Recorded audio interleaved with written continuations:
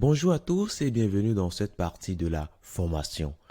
Alors dans cette partie, nous allons commencer par faire la mise en place de nos feuilles de style.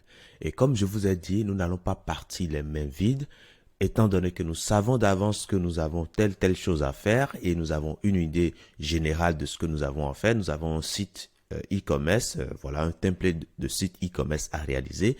Donc du coup, nous allons prendre les précautions pour pouvoir avancer beaucoup plus vite dans la mise en forme. Donc nous allons commencer. Alors sur le site, nous aurons à utiliser des couleurs qui vont pour la plupart se répéter plus ou moins, ok.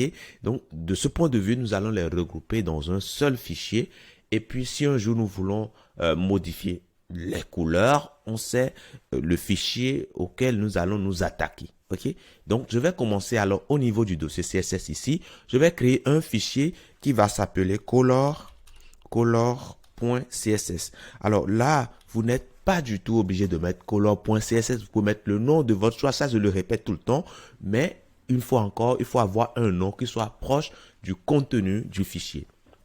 Donc ici, comme nous voulons que les couleurs soient disponibles sur toute notre page, nous allons mettre tout simplement root comme ça. Et puis à l'intérieur, maintenant, on pourra définir les couleurs. Alors, quand on parle de définir les couleurs, c'est à nous maintenant de mettre les noms que nous voulons donner aux couleurs et les valeurs que nous voulons leur associer.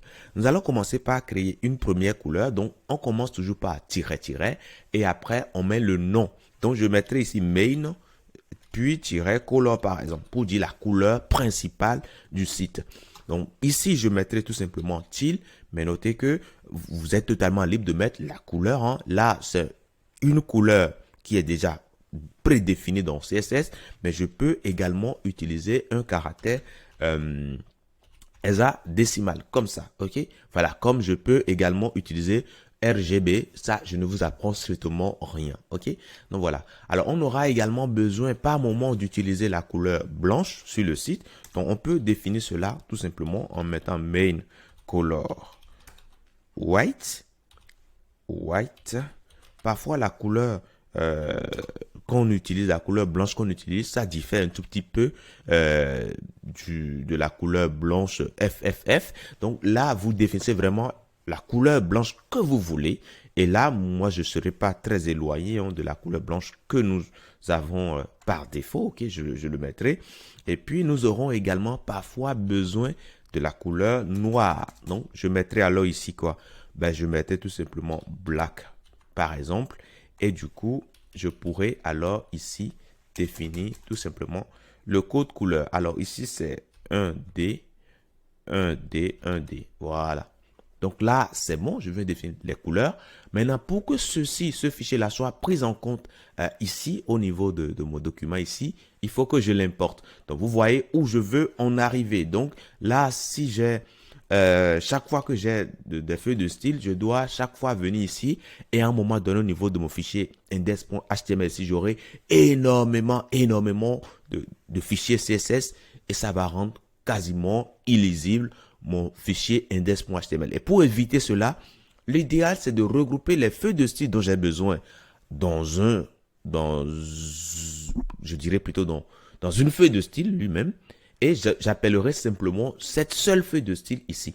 Ok, comme ça, bon, j'ai un document qui est assez lisible d'abord pour moi-même, mais également pour les autres personnes avec qui je serai peut-être amené un jour à collaborer sur le projet. Donc du coup, de ce point de vue, je viendrai encore au niveau de CSS ici. Je vais créer un fichier qui va s'appeler main.css. Attention, main.css. Et dans ce fichier main là, ben, je vais pouvoir importer tout simplement. Donc je commence par arrobase et puis je vais importer. Là, j'indique l'URL de l'élément que je veux importer. Et là, si vous voulez, je peux simplement partir de la racine. Comme ça, c'est ce qui est le plus simple possible. Mais sinon, je peux tout simplement indiquer tout simplement que je veux prendre le fichier style, puisque là, main et puis les autres sont au même niveau. OK? Donc, je dirais que je prends style.css. Style.css. Comme ça. OK? Je peux dire comme ça que je veux l'importer. Après ça, je dirais également que je veux importer d'autres. Mais là, ici, il faut que je mette ça tout simplement entre des côtes. Voilà. Là, c'est bon. Je dirais également que je veux importer color également. Donc color, comme je vais l'utiliser presque partout sur le site, je vais le mettre bien avant. Donc je mettrai alors ici color. Voilà, comme ça. Donc désormais, je pourrais simplement ici au niveau de index, au lieu de mettre color et style, je mettais simplement main. Tout simplement. Je main comme ça. Alors si je fais ça et je vais tester, est-ce que ça va marcher à votre avis? Ben, allons-y pour voir. Donc je reviens alors au niveau de l'affichage ici. Et je viens là. Et là, je vois que, bon, j'actualise, hein, je vois que la couleur est bien prise en compte. Donc, si je reviens alors au niveau de style et je change cette couleur, désormais, je vais utiliser la couleur qui est déjà prédéfinie dans color.css. Alors, pour l'utiliser, comment je fais? Ben, je mets simplement var, tout simplement. Et à l'intérieur, j'ai droit à deux paramètres. Le premier paramètre est obligatoire. C'est le nom de la couleur que vous voulez utiliser. OK? Et le deuxième paramètre est optionnel, mais je vais y revenir. Alors, le premier paramètre ici, on va commencer par mettre le nom. Donc, main color. Color. Color. Comme ça. Voilà. Donc, si je fais ainsi et que je reviens là, qu'est-ce qu'on voit? On voit que la couleur change correctement. Ce qui veut dire simplement qu'on a bien pris en compte la couleur qui est définie quelque part ici. Donc, alors, qu'est-ce qui se passe si éventuellement je faisais une erreur, par exemple? Qu'est-ce qui va se passer?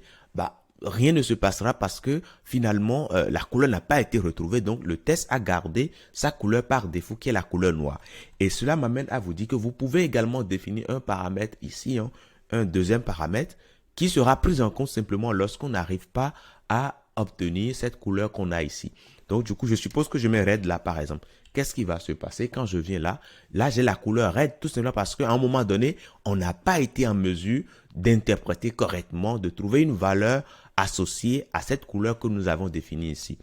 Et donc, du coup, ben, on prendra tout simplement le deuxième paramètre que j'ai là. Et là, nous avons red. Mais attention, si il venait qu'on arrive bien à récupérer l'information, la première information fournie, là, on n'ira pas vers la deuxième. Donc, du coup, on aura bien la couleur qui est spécifiée. Donc, voilà pour déjà cette étape. Maintenant, nous allons continuer également dans la mise en place. Nous allons également créer un petit framework avec quelques utilitaires. Hein. C'est-à-dire, bref, on va couper nos tomates, on va couper nos oignons, on va couper nos olives, tels que le font les restaurateurs. Nous allons simplement couper tout simplement je dirais, les petites propriétés de mise en page.